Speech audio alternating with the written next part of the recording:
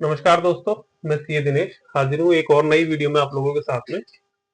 दोस्तों, आपको ध्यान होगा या फिर अगर नहीं पता तो मैं बता देता हूँ। दोस्तों, 1 नवंबर 2025, ठीक है, इस डेट पे जीएसटी डिपार्टमेंट से एक एडवाइजरी आई थी। ठीक है, उस एडवाइजरी में उन्होंने बोला क्या था, वो एक रूल लेके आए थे, रूल नंबर 14A। ठीक है, ये रूल 14 बात किसी करता है, ये बात करता था रजिस्ट्रेशन की, सिंप्लीफाइड रजिस्ट्रेशन।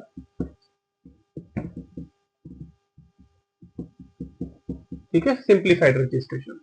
अब सिंप्लीफाइड था क्यों दोस्तों? सिंप्लीफाई इसलिए था क्योंकि गवर्नमेंट ने इसमें यह बोल दिया था, यानी जीएसटी डिपार्टमेंट ने इसमें यह बोला था कि अगर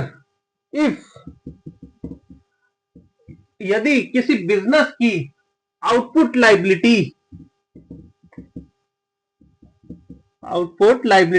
सेल्फ असेस बेसिस पे, वो मतलब खुद ही देख ले, डिपार्टमेंट को देखने की जरूरत नहीं, मतलब नया रजिस्ट्रेशन लेने के लिए नया रजिस्ट्रेशन उसे लेना है और वो ये देख लेता, सेल्फ असेस कर ले भैया कि उसकी output liability CGST plus SGST plus IGST plus cess से मिला करके, सबको टोटल करके अप टू 2.5 लाख तक अगर रहती है। ठीक है, क्या था ये? एक एडवाइजरी थी रूल 14A के अंदर सिंप्लीफाइड रजिस्ट्रेशन की, जिसमें गवर्नमेंट ने ये बोला, जीएसटी डिपार्टमेंट ने ये बोला कि अगर किसी व्यक्ति की कोई अगर बिजनेस रजिस्टर होना चाह रहा है और वो सेल्फ असेस कर लेता है कि भाई उसका CGST plus SGST plus IGST plus cess से जो उसकी आउटपुट लाइबिलिटी आएगी वो मैक्सिमम 2.5 लाख रहेगी, तो उसको GST registration with in 3 working days में दे दिया जाएगा। ठीक है, 3 वर्किंग डेज में दे दिया जाएगा। अब दोस्तों, इसमें हुआ क्या, बहुत सारे बंदे खुश हो गए क्योंकि इसमें रजिस्ट्रेशन जो थे जीएसटी का वो विद इन 30 मिनट्स आना शुरू हो गए थे। मतलब बंदे ने अप्लाई किया और 30 मिनट के अंदर उसके बाद में जीएसटी रजिस्ट्रेशन आ गया। अब लेकिन इसमें कुछ प्रॉब्लम भी थी। इसमें प्रॉब्लम क्या थी? इसमें प्रॉब्लम ये थी कि अगर आप इस लिमिट से बाहर आना चाहते हैं, यानी कि इस जो रूल 14 में जो रजिस्ट्रेशन लेकर आप इससे ऑप्ट आउट करना चाहते हैं, तो आपको, अगर आपने रजिस्ट्रेशन बिफोर 1 अप्रैल 26 लिया है, तो आपको मिनिमम 3 रिटर्न फाइल करनी पड़ेगी जीएसटी की। दूसरा, अगर आपने 1/4/26 के बाद में लिया है तो आपको मिनिमम 1 पीरियड की रिटर्न फाइल करनी पड़ेगी। ठीक है, ये था इसमें। अब प्रॉब्लम कहां आई इसके अंदर? अब प्रॉब्लम कहां आई भाई? लोगों ने रजिस्ट्रेशन ले लिया, 2.5 लाख की लिमिट थी। अब हुआ क्या, मान लीजिए किसी बिजनेस की जो लाइबिलिटी थी वो क्रॉस कर गई 2.5 लाख से अबव चली गई। अब क्योंकि उसने रजिस्ट्रेशन इस रूल में ले रखा था और ये रूल बोलता है कि अप टू 2.5 लाख तक ही होगी तभी वो रिटर्न भर पाएगा। जैसे ही उसकी 2.5 लाख क्रॉस करी, पोर्टल ने उसको रिटर्न भरना अलाउ ही नहीं करा, मतलब वो रिटर्न नहीं भर सकता। तो इस चीज को देखते हुए आज 21 फरवरी 2026 को एक अपडेट और आ गया है जीएसटी डिपार्टमेंट का। ठीक है, यहां तक समझ में आ गया आपको? इसमें एक अपडेट और आ गया है जिसमें कि उन्होंने क्या किया है, application for opt out from rule 14A enable कर दिया है। ठीक है, ये इनेबल कर दिया है। अब इससे फायदा क्या होगा कि भाई अगर आपने रूल 14A में रजिस्ट्रेशन करा लिया था लेकिन अब आपकी आउटपुट लायबिलिटी इंक्रीज कर गई है 2.5 लाख, तो आप अपने जीएसटी पोर्टल पे लॉग इन करिए। लॉग इन करके आप रजिस्ट्रेशन सेक्शन में जाइए और रजिस्ट्रेशन सेक्शन के अंदर जो है एक एप्लीकेशन आई है, एप्लीकेशन फॉर ऑप्ट आउट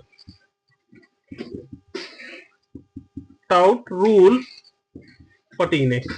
उस पे जाके आप जैसे क्लिक करेंगे आपका पेज खुल जाएगा। ठीक है, पेज खुलने के बाद में वहां पे जो ये रूल 14A है ये बाय डिफॉल्ट नो है। ठीक है, उसको आप चेंज नहीं कर सकते, उसको यस नहीं कर सकते क्योंकि यस तो आपने पहले ही करा हुआ था, वो नो है। उसके साथ में ही एक ऑप्शन और उन्होंने दे रखा है बॉक्स के अंदर, उसमें उन्होंने दो ऑप्शन दिए हैं, एक कि आपकी आउटपुट लायबिलिटी 2.5 लाख से क्रॉस कर गई है या फिर अदर। ठीक है, आपको इन दोनों में से कोई एक ऑप्शन सेलेक्ट करके और अपनी एप्लीकेशन सबमिट करनी है। और एप्लीकेशन सबमिट करने के बाद में जैसे ही आप एप्लीकेशन सबमिट कर देंगे उसके बाद में आपको इसको आधार ऑथेंटिकेट कराना पड़ेगा, लेकिन आधार ऑथेंटिकेशन मैंडेटरी है।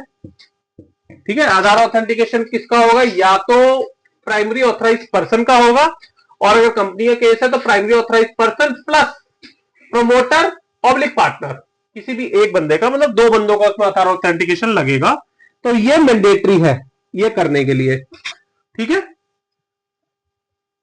आधार ऑथेंटिकेशन मैंडेटरी है जिससे कि आप इससे ऑप्ट आउट हो सकते हैं। इसके लिए जो फॉर्म है वो है GST-REG रजिस्ट्रेशन 32, जिसमें आप एप्लीकेशन फाइल करेंगे और डिपार्टमेंट की तरफ से जो इसमें ऑर्डर आएगा वो आएगा GST रजिस्ट्रेशन 33 में। ठीक है, अब अगर आपने एप्लीकेशन फाइल कर दी, ठीक है, आपने एप्लीकेशन खोला, एप्लीकेशन छोड़ा, वो क्या होता है कि 15 दिन में सेव हो जाती है। तो जैसे ही आपने एप्लीकेशन पे क्लिक किया तो आपके पास में टाइम कितना मिलेगा, 15 डेज का टाइम मिलेगा, जिसमें आपको वो एप्लीकेशन कंप्लीट करनी है। एप्लीकेशन कंप्लीट होनी चाहिए। ठीक है, आपने एप्लीकेशन कंप्लीट करी तो आपके पास में फिर अगेन 15 डेज का टाइम है कि आपको उसे आधार ऑथेंटिकेट कराना है। या आधार ऑथेंटिकेट या तो आपके पास में लिंक आएगा मेल पे, उस पे जो है आपको अपना आधार नंबर डाल के ओटीपी सबमिट करना है। और अगर आपका आधार ऑथेंटिकेशन नहीं हो पा रहा है तो आपको जीएसटी सुविधा केंद्र पर जाकर के अपना बायोमेट्रिक कराना पड़ेगा। ठीक है ना, या फिर बायोमेट्रिक, दो ऑप्शन है, दोनों में से जो भी आपके लिए सुटेबल होगा वो आप देख लीजिएगा। ठीक है, जब आप एप्लीकेशन फाइल कर देंगे तो उसके बाद में डिपार्टमेंट उसको चेक करेगा और चेक करने के बाद में आपको ऑर्डर दे देगा GST-REG 33 के अंदर कि भाई आप इस लिमिट से ऑप्ट आउट कर गए हैं, अब आप नॉर्मल रजिस्ट्रेशन में आ गए हैं। पर इसमें एक चीज ध्यान रखिएगा कि इसमें जब आप ऑप्ट आउट करेंगे तो आप ये अपना माइंड प्रिपेयर करके चलिएगा कि इसमें जीएसटी ऑफिसर आपकी प्रीमाइसिस पे विजिट भी कर सकता है।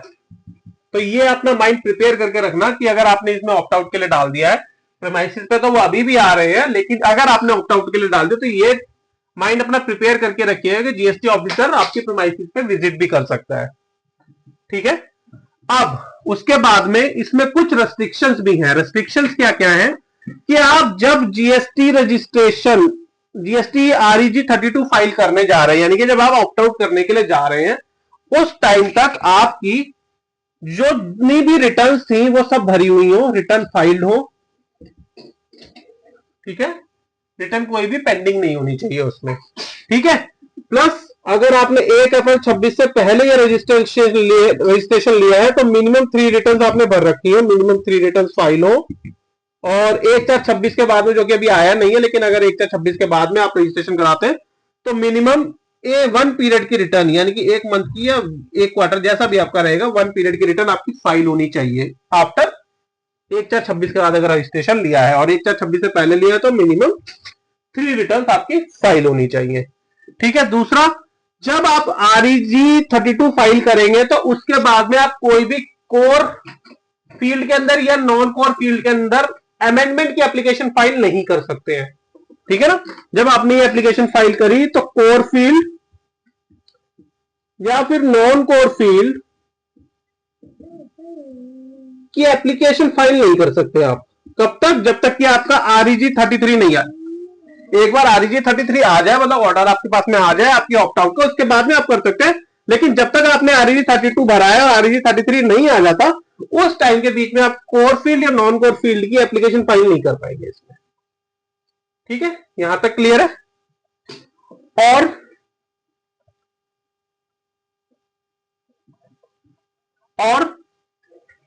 और इसके अलावा आप कोई सेल्फ कैंसिलेशन की भी एप्लीकेशन फाइल नहीं कर पाएंगे। ठीक है ना, अगर जब तक आपने REG 32 भरा है और REG 33 नहीं आ जाता, तब तक आप ना तो नॉन कोर, ना तो कोर फील्ड में, ना नॉन कोर फील्ड में, ना सेल्फ कैंसिलेशन, कोई भी एप्लीकेशन फाइल नहीं कर सकते। अगला कि जब आपके पास में REG 33 आ गया, तो जिस मंथ में ये ऑर्डर आया है, उस मंथ के अगले मंथ में जो रिटर्न आप फाइल करेंगे, उसमें आप आउटपुट लायबिलिटी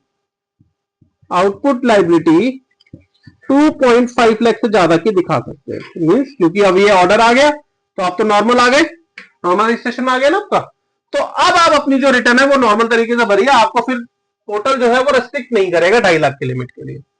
ठीक है ना, तो ये एक नया अपडेट था GST पोर्टल पे जो आया था, जो मैंने इसको लगा कि मेरे को आपके साथ डिस्कस कर लेना चाहिए, क्योंकि रजिस्ट्रेशन का सेक्शन चल रहा था और ये भी रजिस्ट्रेशन से ही रिलेटेड था, तो इसलिए मैंने आपके साथ में डिस्कस कर दिया है। बाकी अगर इससे रिलेटेड कोई कंफ्यूजन आपको हो, अगर आपने ले लिया है रजिस्ट्रेशन, आपको नहीं समझ में आ रहा है, तो आप डायरेक्ट मेरे यूट्यूब पेज पे मेरे को मैसेज कर दीजिए, मैं डेफिनेटली उसका रिप्लाई कर दूंगा आपको। बाकी अगर और कोई इंफॉर्मेशन चाहिए होगा फर्दर अपडेट्स के साथ में, मैं मिलूंगा अगली वीडियो में। तब तक के लिए बाय बाय।